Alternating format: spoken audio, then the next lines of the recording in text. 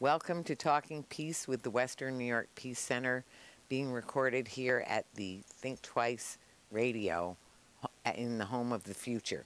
So we thank you, Richard Wicca, our producer. And today is, well, our beloved Cornell West's birthday. So Professor West, Dr. West, is just a real icon, a huge help to the community as a public philosopher, as a public intellectual, as a fighter for peace and justice, as a love warrior, as he sometimes calls it. He's certainly been, you know, so inspirational for so many of us who've studied under him directly and indirectly. I've only studied indirectly, I guess. He's taught so many people so much. He's shared so much wisdom. And I want to say it's especially important today. I had known that he had roots in Tulsa, was born in Tulsa, and then moved to Sacramento. But I didn't know that he was born in Greenwood, and I didn't realize that he was born the day after the anniversary of the massacre. So he's going to be there. He's there now. There's an event that you all are welcome to see if you can get a ticket. There's free tickets, and that is for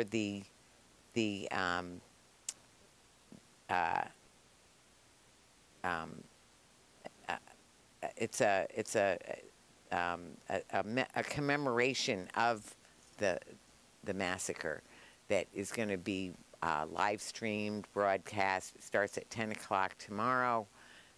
There's a committee of inquiry, and he will be doing a keynote speech at, I think, 2 o'clock.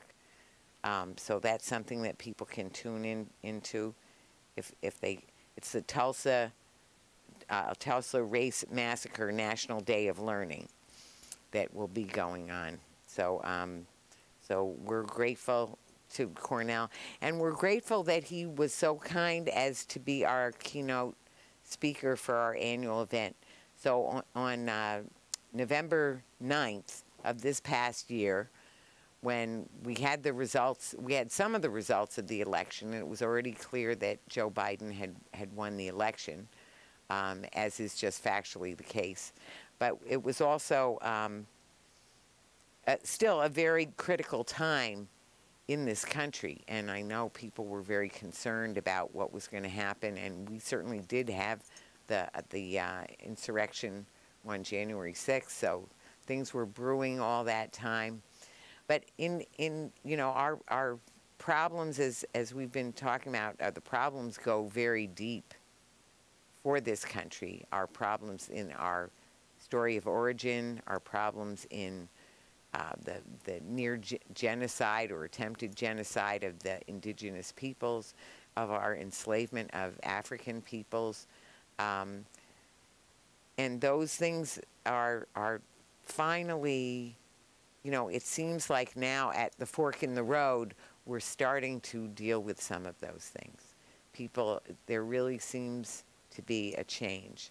And some of that change is coming from people like Cornell West, from those love warriors, those prophetic people, the people speaking with prophetic fire, and I would count him very heavily in that, as well as, you know, we have Vandana Shiva, Dr. Vandana Shiva, Winona LaDuke, so many people who are clear and grounded in truth and love. Dr. Tricia Rose, who speaks with him on the Tightrope. So the Tightrope podcast is another thing I'd highly recommend to people. You can go to Patreon, become a member, a subscriber, a love warrior, in fact, if you want. There's different levels of membership, but it's just to keep it from the corporate influence and to keep help us keep our balance on this tightrope where, you know, there's so much change needed to have a really healthy society, a society with true justice and thus, and then peace for all that we're trying to have, that we're trying to build together. So I want to say that I personally find so much inspiration and spiritual wisdom and practical and political wisdom from Dr. West, and analyses of the history and of the things that we can do in our lives, in our own spaces, to try and get us to the points that we need to get to. So he was gracious enough to join us. All of the complete recording is on our website at wnypeace.org. Also on our YouTube channel, so people are welcome to go hear the entire thing. But we are going to play this for his birthday, and we'll invite you to enjoy the streaming of it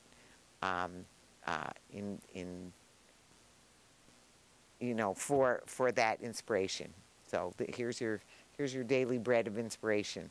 So thank you, beloved brother Cornell. Where do we go from here?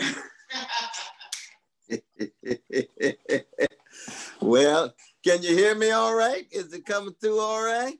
Yeah. Oh, wonderful, wonderful, wonderful.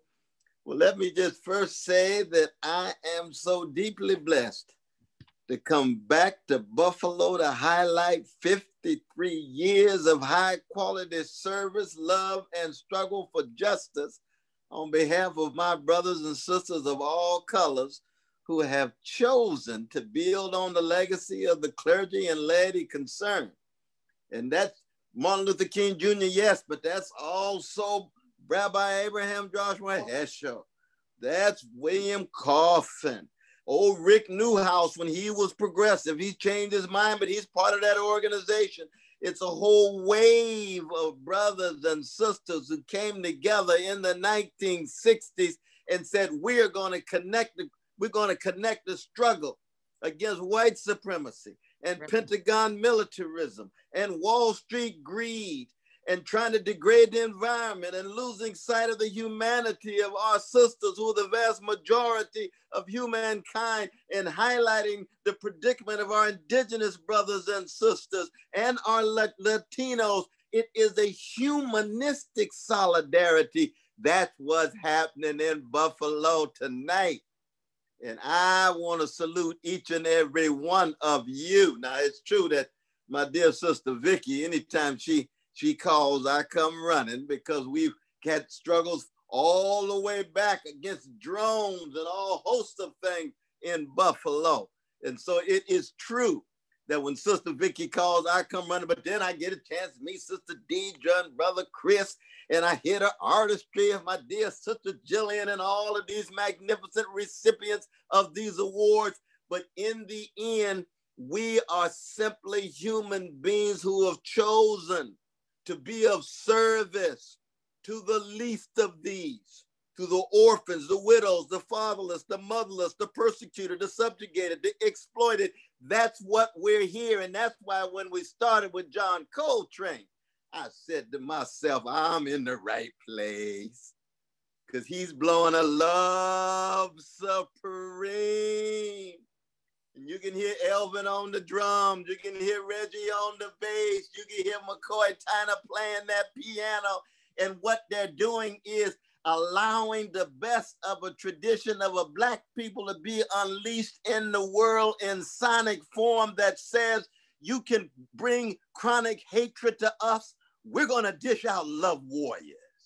Here come Ida B. Wells Barnett. Here come Mary Colbert from Buffalo. Here comes Aretha Franklin, talk about respect, written by a genius, artist written from Macon, Georgia. Here comes A. Philip Randolph. Here comes a whole wave of love warriors, that caravan of love that the Isley Brothers sang about, that love train that the OJs sang about. You can bombard us with terrorism, lynch us, Jim Crow us, Jane Crow us, but here come freedom fighters who want freedom for everybody. We don't want a Black version of the Ku Klux Klan. We want freedom for everybody. That's what Harriet Tubman's telling us. That's what Ida B. Wells is telling us. Oh, what a tradition. You can traumatize us in every kind of way you want and wound us, but we're going to produce some wounded healers, not wounded hurters. We're going to produce folk who are bruised, but still open themselves in such a way that they can heal. And by heal, I'm not talking about reconciliation before justice. I'm talking about solidarity through justice. And that includes everybody: Buddhists, Hindu, Muslims, Mexicans, Palestinians, Jews, Russians, Ethiopians, Guatemalans, Western New York Peace Center. Let the world just look at you. Look at yourselves. These 53 years, you've been bearing that kind of witness. You mistreat our brothers and sisters in El Salvador, we're going to be there. You mistreat our brothers and sisters in South Africa, we're going to be there. You mistreat our Jewish brothers and sisters in Russia, we're going to be there. You mistreat our Palestinians on the West Bank, we're going to be there. You mistreat our Uyghur in China, Muslims, we're going to be there. A Baha'i in Iran. It is a moral and a spiritual thing. And that's why we have smiles on our faces, even though we emerge out of the depths of a struggle, a difficult struggle, a prolonged struggle. And that's why Sister Jillian, when she takes us back with that beautiful poetic artistry of her own, rooted in Gil Scott-Heron, out of Jackson, Tennessee, on to New York with Brian Jackson playing the piano. And of course, with Buffalo, you got to say something about Rick James. You got to say something about the Funk Master. Oh, yes. No Rick James without Dyke and the Blazers, or Lester Christian, founder of the funk genre, along with James Brown with Funky Broadway, We Got Soul. When you come to Buffalo, you got to say something about the greatest political theorist of radical democracy, Sheldon S. Wolin, who happened to be my thesis advisor. He's Buffalo to the core. Got to say something about Richard Hofstadter, the finest literary stylist in the history of American historiography. You got to say something about Harriet Emerson Fosdick, the anti-pacifist, the anti-war preacher in New York for over 50 years. Oh, what a coming together we have in the city of Buffalo. I know it's just not cold up there with a lot of snow. No, there's a lot of sacred fire in Buffalo. And that sacred fire is grounded in an unarmed truth. And the condition of truth is to allow suffering to speak. And I come from a people whose anthem is lift every voice. Doesn't say lift every echo. We're not extensions of an echo chamber. We're not part of a group mentality. We're not copies and emulations and imitations. We are originals. We have voices like our fingerprint. We have been lifting our voices at the Western New York Peace Center. What does that mean?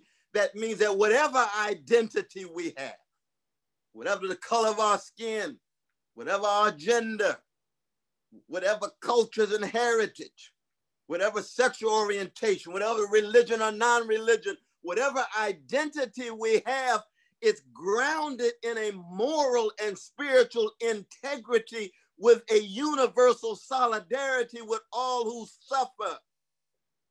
And this is very important because it's so easy to talk about different identities. Yes, these identities are crucial.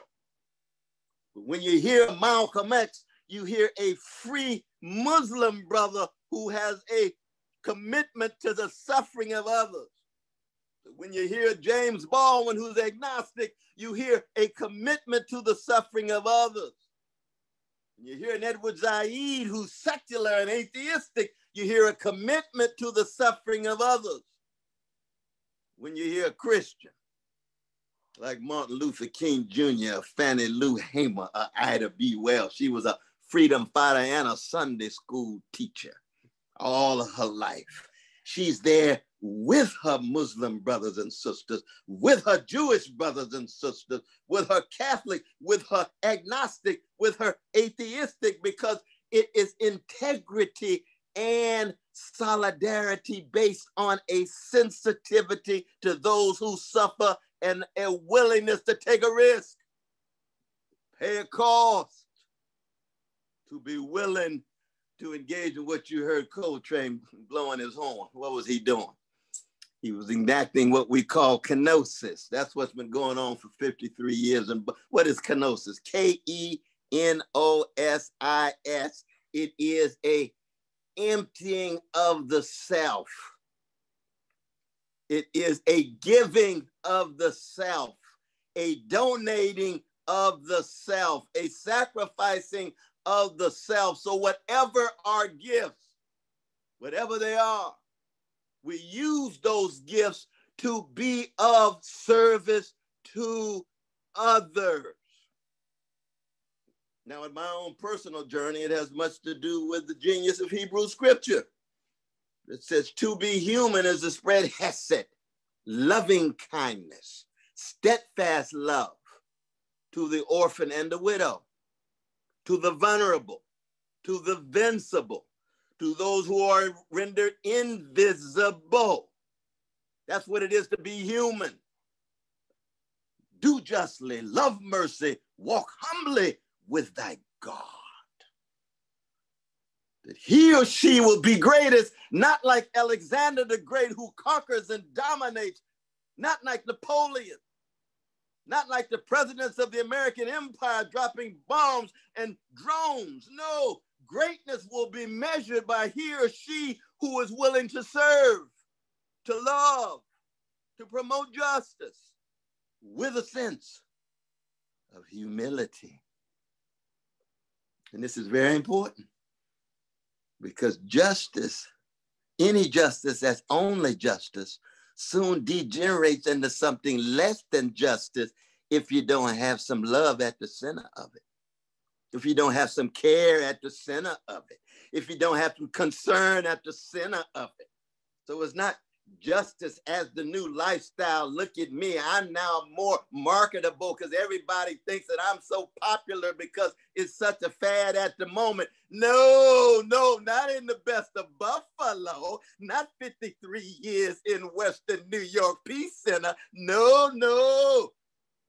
You talking about justice, that means you've got a sacred fire inside of you that can never be put out, such that you're going to bear witness over against the grain. You're going to be in the world, but not of that world. You're going to be transforming that world. You're not going to be a conformist to that world. You're not going to be complicitous. You're not going to be complacent. You're not going to be a coward. You're not going to be a coward. You're not going to sell your soul for a mess of pottage in order to become part of somebody else's spectacle. And people can look at you and say, oh my God, the American dream has been achieved. Unbelievable success. I feel that I can live my life vicariously with all of these folk at the top, and they're so colorful and all these different genders. No, the question is, if you're at the top, what are you doing up there to help folk at the bottom? How are you using your success for moral greatness, spiritual greatness? That's the best of the Peace Center. It's the best of my tradition. That's the best of your tradition. And here we are now, the neo-fascist moment in the American empire, where we've been able, owing to an anti-fascist coalition, to push out a neo-fascist gangster. When I call him a gangster, that's not just name calling. A gangster is somebody who believes might makes right. A gangster is somebody who believes they can say and do anything they want and get away with it. A gangster is somebody who thinks they can crush the weak and the vulnerable immigrants, Muslims, black folk, women, workers, anybody that think they can crush and get away with it. That's what a gangster is. And I said on a very personal note, you see, I was a thoroughgoing gangster before I met Jesus, and now I'm just a redeemed sinner with gangster proclivities.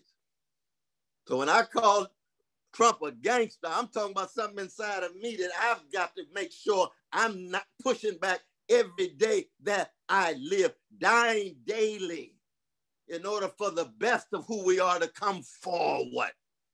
That was Dorothy Day's eulogy for Martin Luther King Jr., April 4th, 1968. She wrote in The Catholic Worker, Martin Luther King Jr. learned how to die daily, to push the worst inside of us.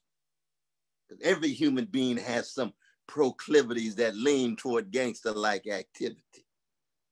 Oh, no, not me, Brother West. I'm a saint. I'm a saint. Check yourself. Check yourself. Check yourself.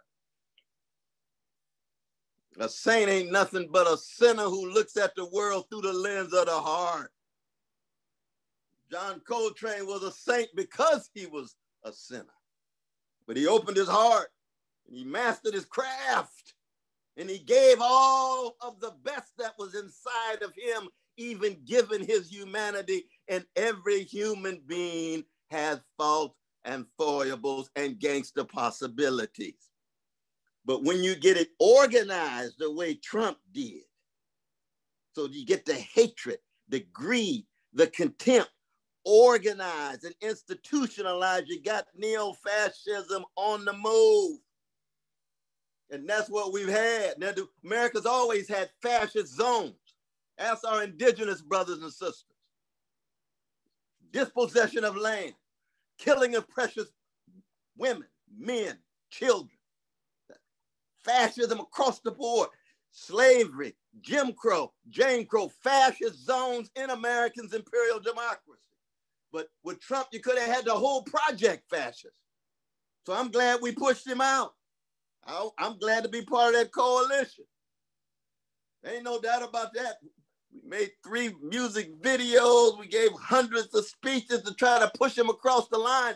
But in the legacy of Western New York Peace Center, we say we ain't gonna lie on Biden just because we voting for Biden. No. Biden's talking about the soul of America. Martin Luther King Jr. Southern Christian Leadership Conference, when they met in 1957, what was their slogan? The soul of America must be saved. So he pulling from the black tradition. I said, ooh, Biden gonna pull from the black tradition. Whoa, that's like Pat Boone trying to pull from Curtis Mayfield. You better get ready. You better get ready now. Well, the Beach Boys gonna pull from James Brown. They better come with it now. We got some high standards. Yes, we do. And it's not a standard of racial and skin pigmentation. It's moral, it's spiritual, with political consequences. So let's look at the soul of America. What's at the center of that soul? Why is it so rotten so often?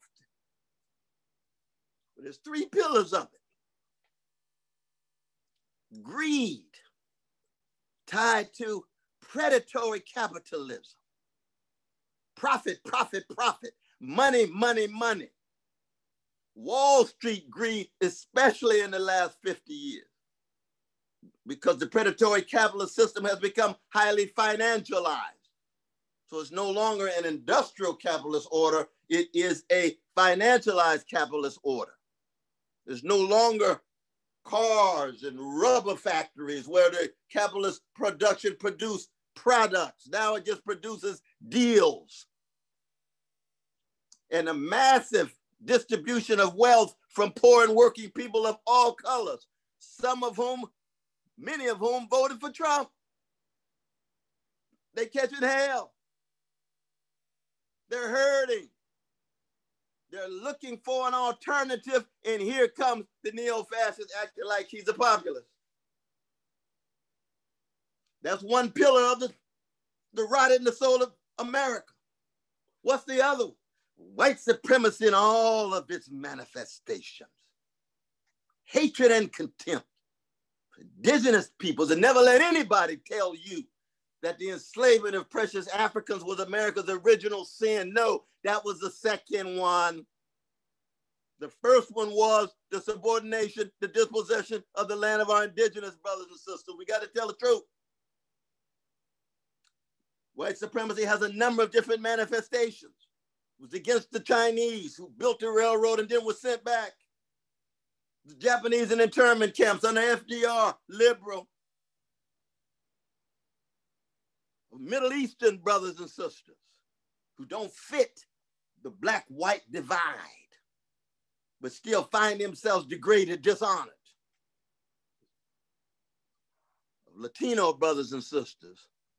California, where I grew up, used to be Mexico.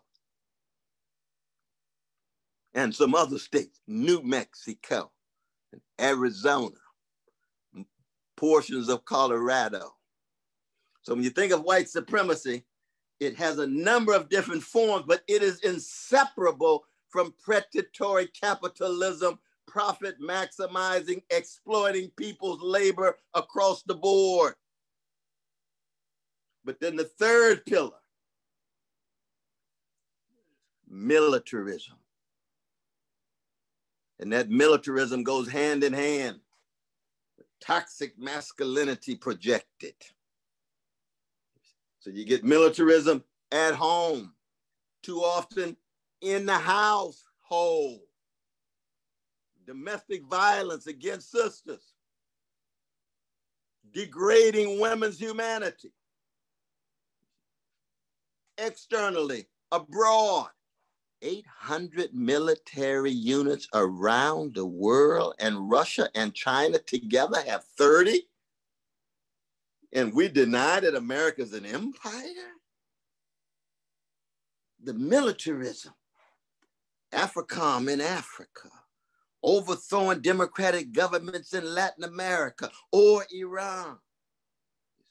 The attempt of corporate elites to impose their will around the world. And that same militaristic orientation leads toward us viewing the earth itself as an it to be dominated and exploited rather than a thou, to have communion-like relations, as we heard with the powerful words of our indigenous sister to begin our gathering. And let's never lose sight of our gay brothers and lesbian sisters and our precious trans, often objects of militaristic perception, militaristic attack. And here comes Western New York Peace Center, 53 years, holding up a blood-stained banner, holding up a tear-soaked banner that says, no matter what is coming at us, we represent the best of the soul of the country, of this empire. So what do we say to Brother Biden? We say, we're so glad that we helped push you over. But you should recognize you have contributed to the rot. It was you who were working with Strom Thurmond and Jesse Helms, who were supporting the old Jim Crow to help set in place the new Jim Crow, the mass incarceration regime. It was you who unleashed Wall Street greed with the repealing of the Glass-Steagall Act. It was you who were the major go-to man to justify the invasion and the occupation of Iraq. All three of those, the new Jim Crow, Wall Street greed crushing poor and working people, and the invasion of Iraq, those are crimes against humanity. Let's not deodorize it. We like to keep it funky in Buffalo. You see, when you start deodorizing the discourse, everything gets sanitized. You see it on television all the time. Well, I think he made a mistake when he supported the Iraq war. Hundreds of thousands of people died. An Iraqi baby has exactly the same value as a white baby in Connecticut, a black baby in Buffalo, a Latino baby in Guatemala, and an indigenous baby in the upper state of New York City. Those are human beings in Iraq, just like we are human beings. And we all have the same value, the same dignity, the same sanctity if you're a Christian like myself. And certainly ought to be treated with a respect, no matter what your religious or non-religious viewpoint actually is. So what do we do now? Well, now we must bring tremendous pressure on the neoliberal Biden administration that is too tied to Wall Street and Pentagon militarism, that wants to use women and black people in a colorful way to hide and conceal the legacy of the crimes against humanity that have been operating in the soul of America before Trump, before Biden, before us. We cannot go to sleep. Too many of us went to sleep when Brother Barack Obama became president. Everybody breakdancing, turning flips. Oh my God, we got a black president. How could this be given our white supremacist history and heritage? I was breakdancing for about half an hour because I was celebrating too. But that was a symbolic indictment of white supremacy. The structure was still in place. The predatory capitalism was still in place. The militarism was still in place. And what did Barack Obama do? First thing he did was bail Wall Street out. And the homeowners went under. Middle class lost over 45% of its wealth. Poverty rates went up. Unemployment went up. What else did he do? Extended the military budget. Dropped drones. Over 20,000 bombs a year. 563 drones in 8 years. Now, George Bush dropped 45 drones. And I'd call him a war criminal, because those are war crimes when you're dropping drones on innocent people. Barack Obama dropped 563. It's over, Brother West. How come you so hard on the black brother? You black too. Y'all supposed to be in solidarity. You're supposed to protect him against Fox News. Yes, I agree. Fox News lying on him. When they lie on him, you tell the truth. And you better not mess with Michelle or the kids, because I'm a Christian and not a pacifist.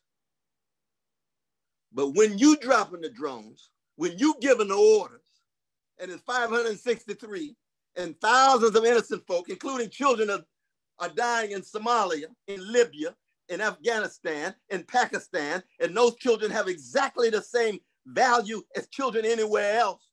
Those are war crimes. Just like Johnson in 1965 and 66 and 7 and 8 in Vietnam.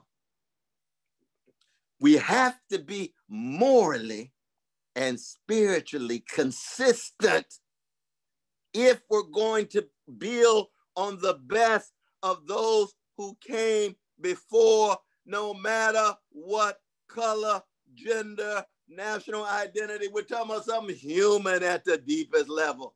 That's Western New York Peace Center.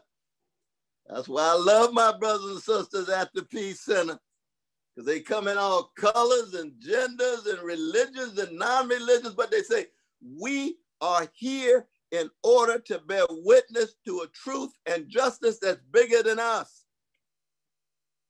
And it lures us and teases out the best inside of us.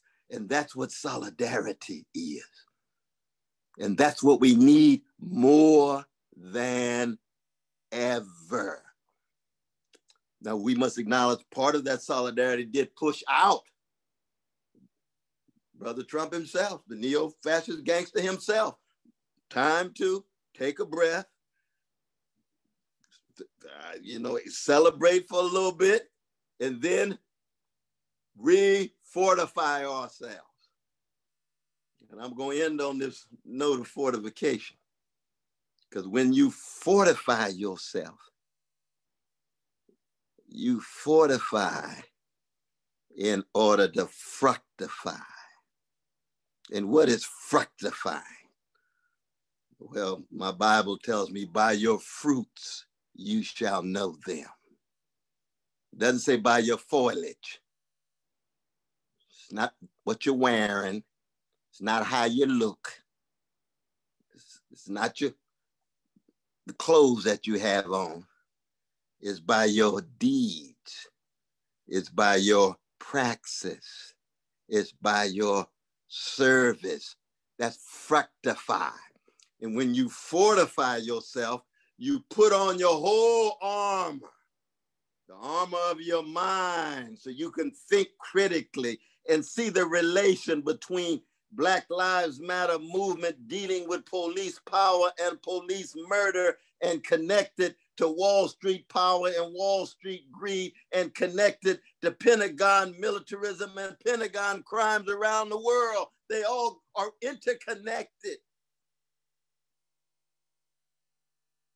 Middle East, Latin America, Africa, Europe, and we're concerned about human beings around the world. In the language of Malcolm X, my dear Muslim brother, catching hell. But then we respond. And I call it prophetic bounce back. By bounce back, I mean we are the countervailing voices lifted, not the echoes who are conforming. We are the countervailing voices. We have countervailing ways of looking at the world. We watch the corporate television. You say, oh, I notice you all say very little about U.S. foreign policy. You say very little about the bombs drop. You don't say anything about drones. You don't say anything about the corporate interests in Africa. Very little about the corporate interests in Latin America. Buffalo, Peace Center, they've been looking through those lenses for a long time.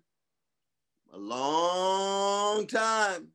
Indeed, to see more clearly, and then to feel more deeply. You see, to have a sensitivity for all human suffering, and even sentient suffering. I know some of you probably have dogs and cats and things. Maybe you can't live without your dog or cat. It's a beautiful thing. They are sentient creatures too. And you feel for them. You have a sensitivity to their suffering. So it is with our brothers and sisters in the hood, in the barrio, on the so-called reservations, poor white brothers and sisters in Appalachia, and then those oppressed peoples all around the world, seeing more clearly, feeling more deeply, and then acting more lovingly. Now, it's true that I've said oftentimes, never forget that justice is what love looks like in public. But I want to end with tenderness is what love feels like in private. You can't be a freedom fighter if you don't have a tenderness. James Baldwin used to say Malcolm X was the most tender man I ever met. Well, you see, that's not what the mainstream views Malcolm, because he had a righteous indignation. He was like Jesus when Jesus went into the temple and ran out the money changers. Oh, you don't see that Jesus on the walls of too many churches, do you? And you certainly don't see that Jesus on the walls of our right-wing Christian evangelical churches. Oh, no, that Jesus would turn their world upside down. But that's why he was crucified. He ran those money changers out of the temple. Now, what is the temple today? Wall Street, White House, Hollywood, Harvard, Yale, Princeton. All of the elite sites have money-changing like qualities. And Jesus said, I got to run them out in the name of poor people. I got to run them out because they're too greedy. They're too avaricious. They tell too many lies to hide their crimes. I got to run them out. Jesus, you're going to be crucified. They're going to kill you as a political criminal. Then that's the price that I got to pay. And you don't have to be a Christian. You don't have to be a follower of Judaism or prophetic Judaism or any other religion to see the power of that story. It's that love overflowing. It is the self-emptying in service to others, to telling the truth, seeing the world a certain way, feeling deeply, then acting. And we've got to do that together. And we do it with a tenderness. We do it with a kindness. We do it with a soulfulness. And see, I come from a soulful people. Oh, yes. You just listen to a little Aretha tonight, and you'll understand what I'm talking about. Soul, and soul ain't nothing but the sharing of a soothing sweetness against the backdrop of a grim catastrophe. So no matter how much catastrophes coming our way, we will never have the last word. Because if you have a sacred fire inside of you the way the Peace Center has had for 53 years,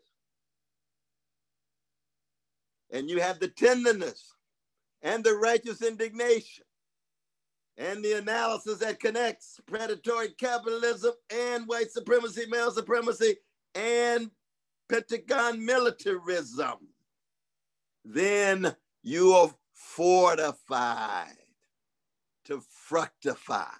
And all of our deeds together can leave the world just a little better than we found it. You all have been so kind to allow me to talk so long on the Zoom, but I'm willing to stay as long as you like for questions and answers. I've come here to learn. I've come here to listen, but I've come here most importantly to rejoice for 53 years of struggle, and to acknowledge at this particular moment, we're the neo-fascist gangster on the way out of the White House, built primarily by enslaved Africans, Black people,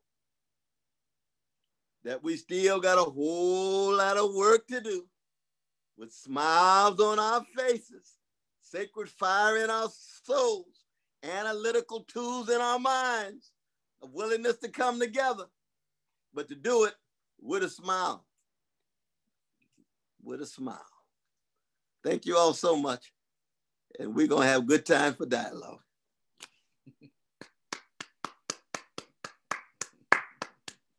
Thank you. I appreciate y'all. Definitely.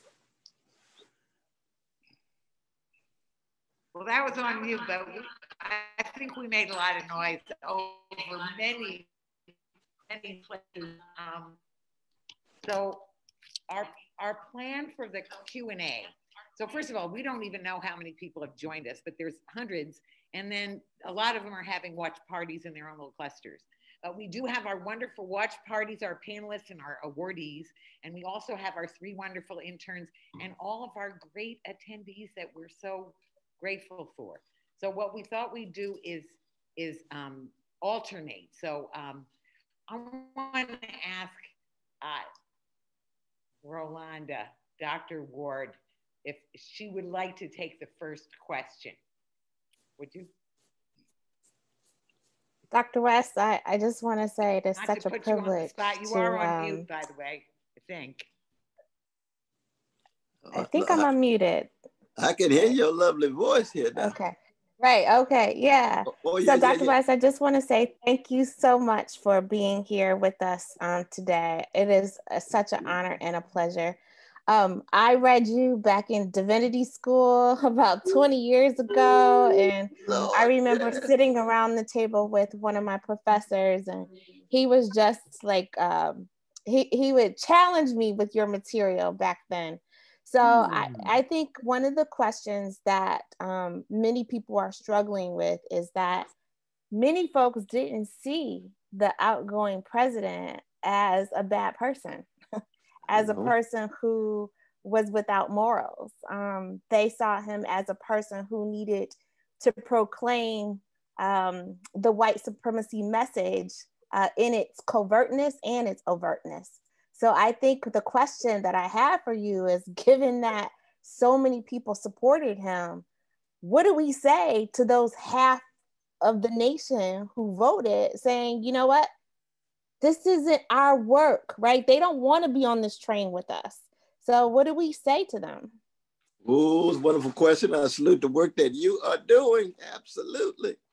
And the name of your professor who you were talking about was what? Brian, I'm forgetting Brian's last name, but he is now one of the associate deans at Boston U School of Theology. Oh, wow. Okay, fantastic, fantastic. No, but what a blessing to get a chance to see you and listen to you and learn from you and your question. Because, I mean, we know that there's always been a significant number of very visionary and courageous vanilla brothers and sisters who have been willing to fight against white supremacy, but they've got a whole lot of cousins. And a lot of those cousins haven't got the memo. And that's just what it is to be in America. What we have to do is that we have got to be able to speak to a slice of those who voted for Trump. Some of those who voted for Trump voted for my dear brother Bernie Sanders because they were critical of the indifference of the neoliberal elites that was hemorrhaging the wealth at the top, increasing poverty, increasing wage stagnation, and they were looking for an alternative. And once Bernie got crushed by the neoliberals in the Democratic Party, once we got crushed by the Democrats and the neoliberals in the Democratic Party, they were not going to vote for neoliberals, so they swerved the other way. Now that's a slice. We're just talking about a slice now. But we got to be able to speak to them. That's very, very important. The other side of this is that there's always some possibility of persuading even some of the most racist and sexist folk, providing lens that they have never had a chance to look through, providing an analysis that allows them to recognize that we are in solidarity with their suffering. It's just that they express it in a xenophobic manner, in a racist manner, in a sexist manner, in a homophobic or transphobic or anti-Jewish or anti-Muslim or whatever it is, you see. But there's always going to be, white supremacist folk around. There's no doubt about that. And they will be manipulating. But the thing is also, you see, we've got to keep track of the forces behind these parties. And that's what I mean by Wall Street. That's what I mean by the military industrial complex and the elites, the war profiteers and so forth. They're oftentimes invisible. So that, for example, we're down in Charlottesville, you got the neo-fascist sick white brothers spitting at us and cussing at us and so forth and so on. And you know that there's a sense in which they're making those choices, but they're also foot soldiers for forces behind them. And many of those forces behind them are wearing suits and ties and living like kings and queens in their mansions and on their yachts and so forth and so on. See what I mean? So that we got to keep track of both. The good news is that, we got over 70% of Americans who support Medicare for all. We got a younger generation. If the only folk who vote in America were under 35, Bernie Sanders would be in his second term. So that new generation has a new sensitivity. Largest protest demonstrations in the history of the country. 4,700, 2,000 cities, all colors. Well, see, that younger generation has a different sensitivity. They've been listening to that black music, listening to that hip hop. They've been listening to the young black folks saying, oh, Lord, they messing with Tupac. They messing with my Tupac.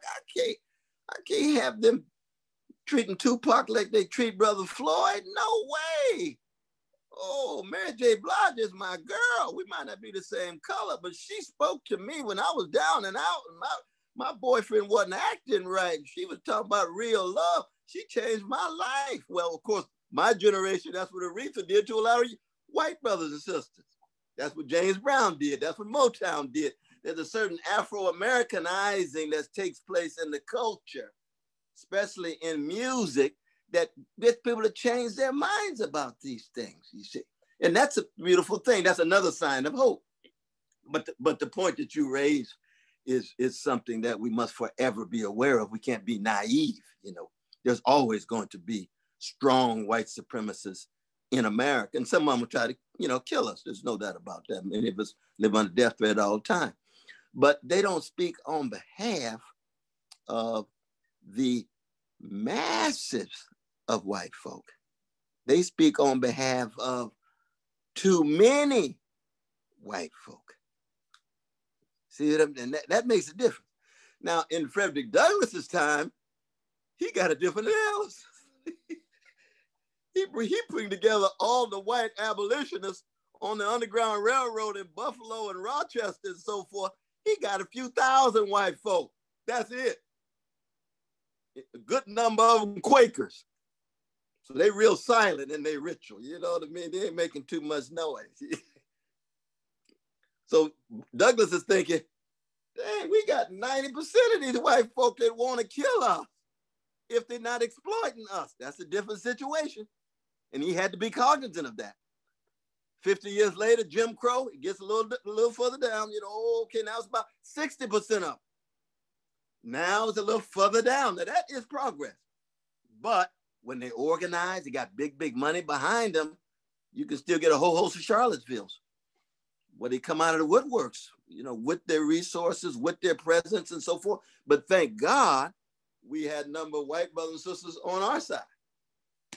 We got the clash.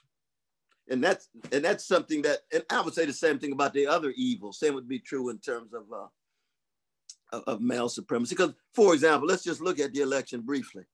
58% of white brothers voted for Trump. 53% of white sisters voted for Trump. 28% of our precious queer brothers and sisters voted for Trump. 28% of our Jewish brothers and sisters voted for Trump. If it wasn't for black folk, 97%, the country would be fascist. Here black folk come again, help save the country. About to go off the cliff. Here come Jamal and Letitia. Bring them on in. Push it back. But then the question becomes, what do we do now that we're not completely off the cliff, but the rot is still there? It's just slower. And we've got to transform that rot into a deeper quest for love and justice. And we've got some real momentum with the Black Lives Movement, with the trade union movement coming back. We got to have an anti-war movement that's stronger, much stronger. We got to have an anti-imperialist movement that's stronger. We've got to have a movement that stresses the ecological catastrophe and the collapse of the globe and the climate crisis, and that's getting stronger. So that you're right, we got to be honest about what we're up against. Very, very much so. We've got to be honest about what we're up against. I think even our Latino brothers and sisters had about 29% voting for Trump. Now, of course, it's different kind of Latino. Cubans going to be different than the El Salvadorans, different than the Mexicans, different than the Puerto Ricans, and so forth. But in terms of those categories, if it wasn't for black folk coming out in large numbers to help with the alliance with others, Trump would have won. That's something we had to come to terms with. Was that enough to get at your question, my dear sister? It is. Thank you so much. I mean, I think one of the things that we have to do is to figure out that slice that you're talking about, so that it really does invite deeper conversations about where the unity exists, and that we are not in this as opposites. Many of us are in the exact same situation, and until we see that, we won't be able to change the policies, and we'll be on the cliff again, and pretty much off the cliff the next time. So that's the truth. Thank you so much. Ooh, that's why what Brother Barber's doing, William Barber, and Sister Vanilla Sister Thea Harris with the Poor People's Campaign, building on what Martin King and Rabbi Heschel and what Dorothy Day and the others were doing in the 60s, but doing it in their own way. They're not imitating. We don't want to imitate, but doing it in their own way. So that's an example of the solidarity that I was talking about. very much so. Well, it's very much what you say about that moral integrity and that universal solidarity being the principles. Absolutely. Make it go. You know, so thank you so much. That was a portion of the evening that Dr. West spent with us in November, November 9th of this past 2020. And it was a very critical time. And we're in a very critical time now. All the issues that he was just talking about, they're still going on. Some of them in ways that are at least as scary because they haven't really let up, and I guess that is very concerning. But with all of that moral integrity and universal solidarity that you just heard with Dr. Ward, in Dr. West's answer to Dr. Ward's question, Rolanda Ward's question, we hope that you found as much inspiration as we have to help us keep right on going on, because this is Talking Peace, and we have been talking peace in truth and love.